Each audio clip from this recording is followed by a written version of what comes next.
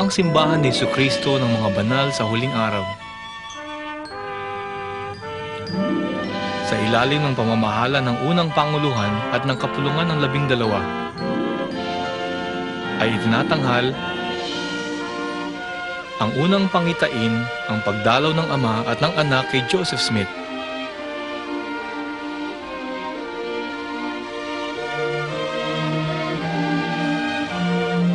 Sa simula pa ng kasaysayan ng mundo, ang Diyos ay nakikipag-ugnayan na sa sangkatauhan. Ang mga taong pinili niya upang tanggapin ang kanyang mga salita ay tinatawag na mga propeta. Sa loob ng ilang daang taong matapos ang pangangaral ng tagapagligtas, ay nagkaroon ng kadiliman at lubusang pagtaliwa sa mga turo ni Kristo. Subalit minsan pang pinili ng Diyos na ipahayag ang sarili sa sangkatauhan. Ang paghahayag ay naganap bilang sagot sa mataimtim at mapagkumbabang panalangin ng isang 14 na taong gulang na batang lalaki na nagngangalang Joseph Smith na naninirahan malapit sa Palmyra, New York noong taong 1820.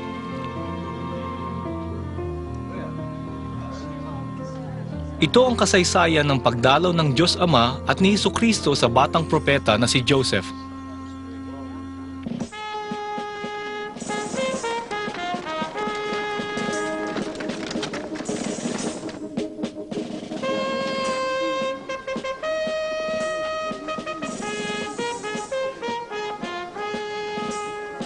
Noong si Joseph ay 14 na taong gulang, maraming kaguluhang nangyayari tungkol sa relihiyon sa kanilang lugar. Maraming iba't ibang simbahan ang kasangkot na gumagawa ng iba't ibang paraan upang maakit ang mga tao sa mga doktrinang kanilang itinuturo. Ang buong lugar ay waring naantig sa kasiglahan ng mga relihiyon at maraming tao ang umanib sa iba't ibang simbahan na lumikha ng labis na kaguluhan at hidwahan sa mga tao. Samantalang ang ilan ay nagpahayag na ang katotohanan ay nandirito. Ang iba naman ay nagsabing ang katotohanan ay naroroon. Ang mga salita sa Biblia ay binigyan ng magkakaibang kahulugan ng iba't ibang nagngangaral at nagkaroon ng malaking pagtatalo tungkol sa kung sino ang tama. Si Joseph ay nagkaroon ng hangaring sumapi sa isang simbahan at dinalaw niya ang karamihan sa mga ito upang alamin kung alin ang totoo. Subalit ang mga simbahan ay hindi magkakasang-ayon at sinasalungat ang isa't isa kaya't napakahirap para sa kanya ang magpasya.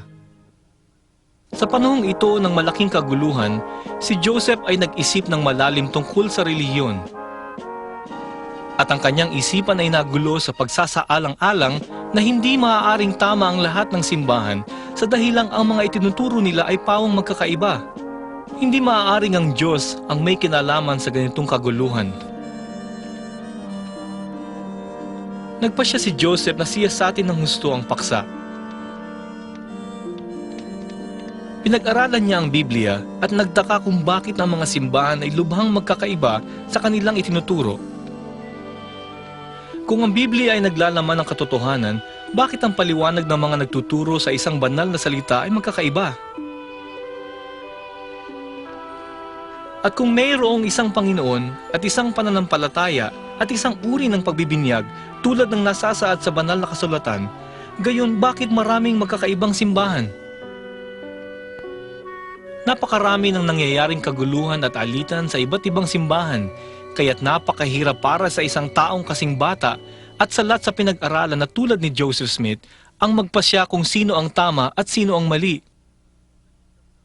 Masidhi at marubdob ang kanyang damdamin, subalit hindi pa rin siya sumapi sa alinmang mga simbahan, bagamat madalas siyang dumalo sa kanilang mga pagpupulong. Habang si Joseph ay nagpupunyagi sa ilalim ng sukdulang kaguluhan sanhi ng pagtatalo ng mga pangkat ng mga relihiyon, nabasa niya sa Biblia ang 5 taludtod sa unang kabanata ng Aklat ni Santiago. Kung nagkukulang ng karunungan ang sino man sa inyo, ay humingi sa Diyos na nagbibigay ng sagana sa lahat ng tao at hindi nanunumbat at ito'y ibibigay sa Kanya.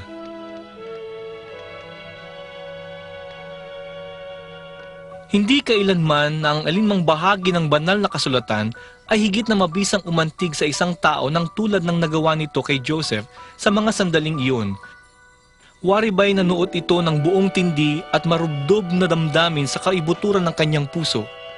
Paulit-ulit niyang pinagnilay-nilay ang damdaming ito sa pagkakaalam na kung may tao na nangangailangan ng karunungan mula sa Diyos, siya na iyon.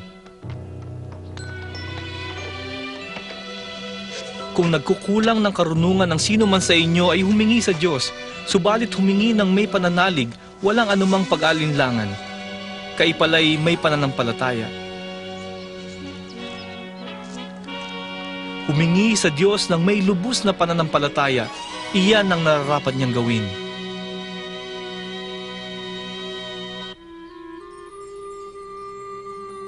Ayon sa kanyang marubdob na hangaring humingi sa Diyos, nagtungo siya sa kakahuyan upang subukang humingi. Iyon ay sa umaga ng isang maganda at maliwalas na araw sa pagsisimula ng tagsibol noong 1820.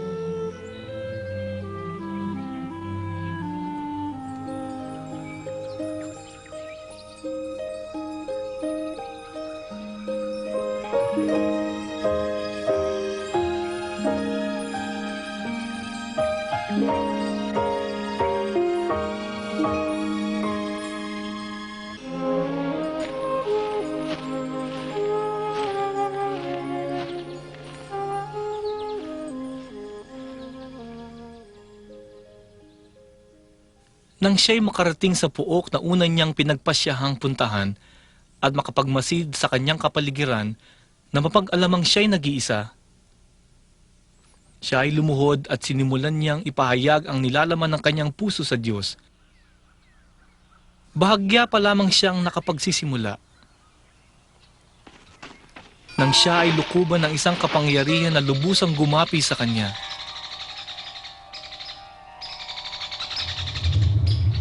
At nagkaroon ng kagila-gilalas na kapangyarihang nangibabaw sa kanya na pumigil sa kanyang dila at siya'y hindi makapagsalita. Labis na kadiliman ang pumaligid sa kanya at pakiwari niya sa sandaling iyon na siya ay natalaga na sa biglaang pagkawasak.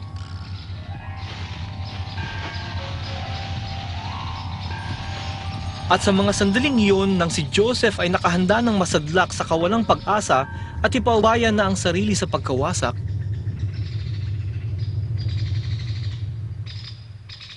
nakakita siya ng isang sinag ng liwanag sa tapat ng kanyang ulo. Sa sandali ding iyon, si Joseph ay nakalaya na sa kaaway na bumilanggo sa kanya.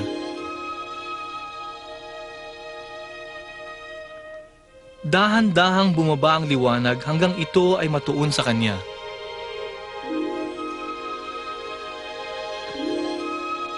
Nang ang liwanag ay nakatuon na sa kanya, nakita ni Joseph ang dalawang persona na ang kaningningan at kaluwalhatian ay lubhang nakasisilaw upang mailarawan, nakatayo sa may taas niya at nakalutang sa hangin.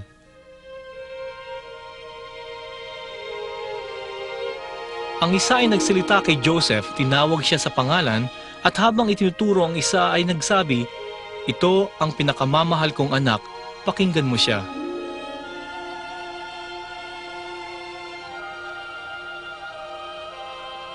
Sa sandaling si Joseph ay pinanumbalikan na ng lakas upang makapagsalita. Tinanong niya ang mga persona kung alin sa mga simbahan ang dapat niyang aniban.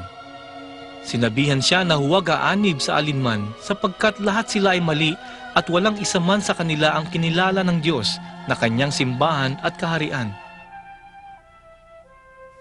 Si Joseph ay pinagbili ng huwag aanib sa alinmang simbahan, subalit sa sandali ring iyon, siya ay tumanggap ng pangako na ang kabuuan ng ebanghelyo ay babalik na muli sa lupa sa darating na panahon sa pamamagitan niya.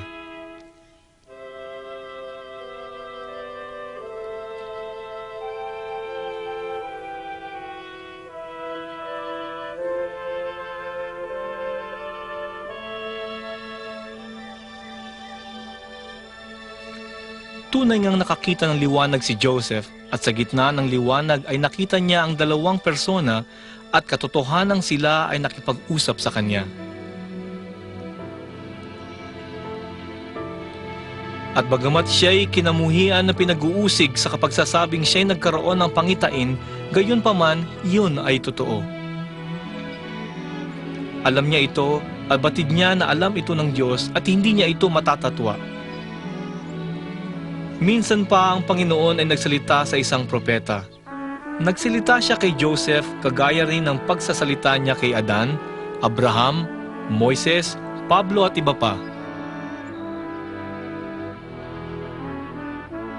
Sa pamamagitan ng kanyang propeta na si Joseph at sa pamamagitan ng unang pangitaing iyon at ng mga sumunod pang pagbubunyag, ang Ebanghelyo at ang tunay na simbahan ni Jesucristo ay naibalik sa kanyang kabuuan dito sa lupa.